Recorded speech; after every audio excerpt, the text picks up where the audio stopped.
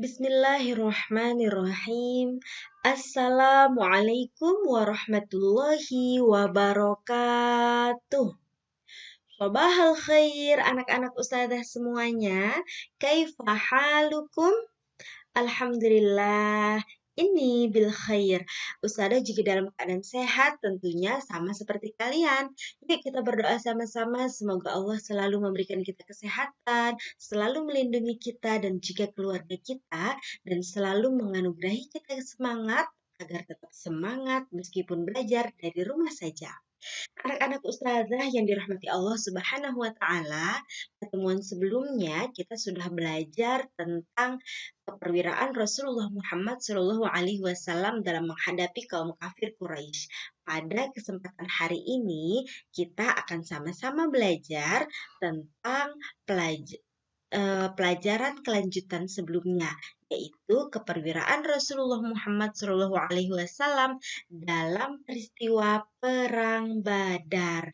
Tentunya dalam pelajaran sejarah kebudayaan Islam kelas 5 bersama Ustazah Umi Hani. Mengawali pelajaran kita pada pagi hari ini, marilah kita ucapkan basmalah. Bismillahirrahmanirrahim. Anak-anak ustazah semuanya, berbicara tentang Perang Badar tentu berkaitan erat tentang sebabnya. Nah, tapi sebelum membahas sebabnya, kita akan sama-sama membahas dulu apa sih Perang Badar itu. Perang Badar itu adalah perang pertama yang diikuti oleh kaum muslimin. Kaum muslimin mengikuti perang ini setelah mendapatkan izin dari Allah Subhanahu wa taala yang tercantum dalam Quran surah Al-Hajj ayat 39. Masih ingat kan pertemuan sebelumnya kita sudah sama-sama membaca Quran surah Al-Hajj ayat 39. Nah, berdasarkan ayat tersebut, umat Islam atau kaum muslimin mengikuti peperangan karena mereka diperangi. Lalu apa sih sebab Perang Badar sebenarnya? Sebab Perang Badar awalnya hanya karena Islam berkembang pesat di Madinah. Setelah Rasulullah hijrah ke Madinah, ada banyak sekali orang yang memeluk Islam, baik dari golongan muhajirin sendiri maupun dari golongan ansar. Nah, berkembang pesatnya Islam di Madinah ditandai dengan banyaknya pemeluk Islam. Hal ini ternyata membuat dan menimbulkan pertentangan dari kaum kafir Quraisy. Kaum kafir Quraisy kan reaksinya negatif nih terhadap Islam. Dari awal mereka menolak ajaran Islam. Ketika mendengar Islam berkembang pesat di Madinah, mereka merasa iri dan dengki. Dan ternyata rasa iri dan dengkinya kaum kafir Quraisy ini didukung oleh kaum Yahudi Madinah. Kaum Yahudi Madinah juga merasa iri dengan berkembang pesatnya Islam di Madinah. Akhirnya mereka saling memprovokasi. Mereka juga memprovokasi kaum mereka masing-masing. Kaum Yahudi memprovokasi kaum Yahudi lainnya, kaum Quraisy memprovokasi kaum Quraisy lainnya. Mereka memutuskan untuk memerangi kaum muslimin. Jadi sebab dasar perang Badar adalah karena adanya rasa iri dan dengki atas perkembangan umat Islam di Madinah. Siapa yang iri dan dengki? Yang iri dan dengki adalah kaum Yahudi dan kaum kafir. Iya, kaum kafir Quraisy. Nah, selanjutnya kita bahas peristiwa Perang Badar. Peristiwa Perang Badar terjadi pada tahun 2 Hijriah, tepatnya tanggal 17 Ramadan. Jadi bulan puasa loh anak-anak, mereka berperang. Masya Allah, kuat sekali ya para pendahulu-pendahulu kita. Tanggal 17 Ramadan 2 Hijriah ini bertepatan dengan bulan Januari 632 Masehi, tanggalnya 8. Jadi bertepatan dengan tanggal 8 Januari 632 Masehi. Perang Badar perang ini adalah perang pertama. Kenapa dinamai Badar? Karena terjadinya atau lokasi peperangannya adalah di sumber mata air milik Badar. Pada peristiwa perang Badar, banyak perbedaan antara kaum muslimin dan kaum Quraisy. Kita lihat di sini perbedaannya. Tentaranya, jumlah tentara kaum muslimin hanya 317 orang dan kaum kafir Quraisy 1.300.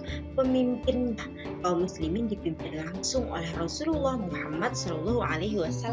Kaum kafir Quraisy juga dipimpin langsung oleh pemukanya yang sangat menentang Islam, yaitu Abu Jahal. Sekarang perlengkapannya, kudanya kaum muslimin hanya 2 ekor, sedangkan kuda kaum Quraisy 100 ekor. Unta kaum muslimin hanya 70 ekor, 1 unta dinaiki oleh 3 orang, dan kaum kafir Quraisy untanya tak terhingga. Kaum muslimin tidak punya baju besi, dan kaum kafir Quraisy punya 600 baju besi. Nah, perang tanding. Di perang tanding, kaum muslimin diwakili oleh Ali bin Abi Thalib, Ubaidah bin Jarrah, dan juga Hamzah bin Abdul Muthalib. Sedangkan kaum kafir Quraisy diwakili oleh Syaibah, Utbah, Walid bin Utbah. Pertanyaannya adalah, apa sih perang tanding itu? Perang tanding adalah perang yang mendahului perang besar. Jadi, tradisi orang Arab sebelum ada perang terbuka yang besar, mereka harus melakukan perang tanding, yaitu perang 1 lawan 1. Nanti yang menang bisa memutuskan mau melanjutkan perang atau tidak. Pada perang tanding antara Ali bin Abi Thalib, kemudian Hamzah bin Abdul Muthalib, dan Ubaidah bin Jarrah. Nah, itu mereka menang. Jadi kelompok Syaibah, Utbah, Walid bin Utbah, mereka kalah. Jadi dalam perang tanding sudah dimenangkan oleh orang Islam. Tapi karena persiapan perang yang sudah matang, perang Badar atau perang terbukanya tidak bisa dibatalkan. Akhirnya perang terbukanya tetap berlanjut.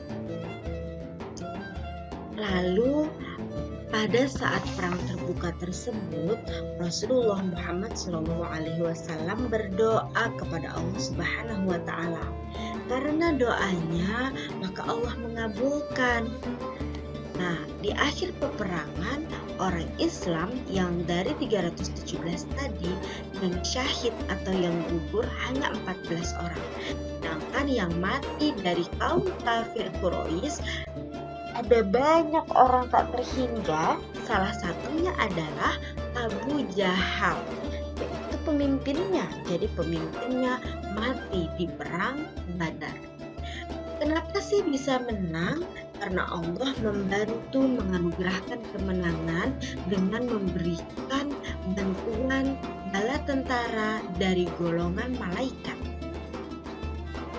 Sebenarnya kenapa perang Badar harus dimenangkan dan kenapa Allah sampai membantu menurunkan malaikatnya?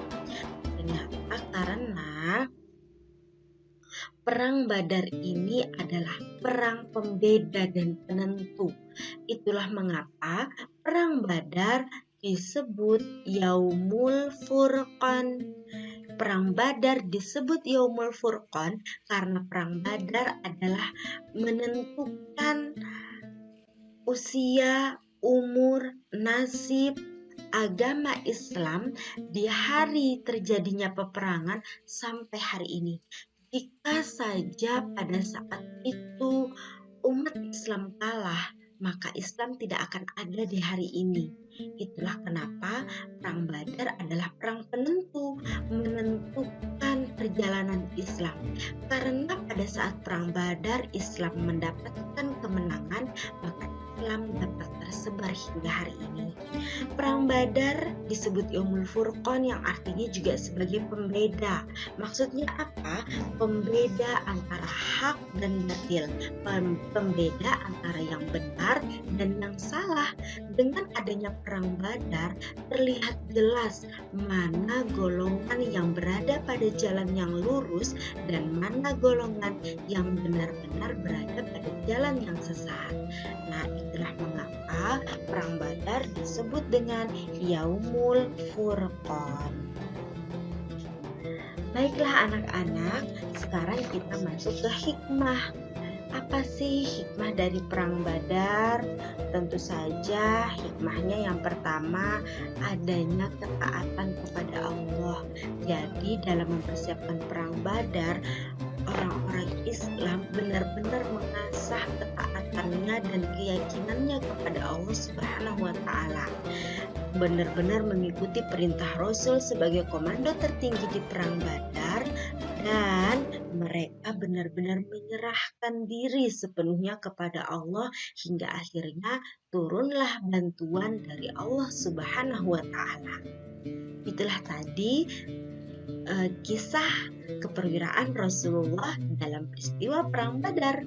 Jadi begitulah perjalanan Perang Badar. Rasulullah dengan perwiranya menjadi pemimpin Perang Badar, dan beliau juga menyemangati umat muslimin di tengah-tengah Perang Badar.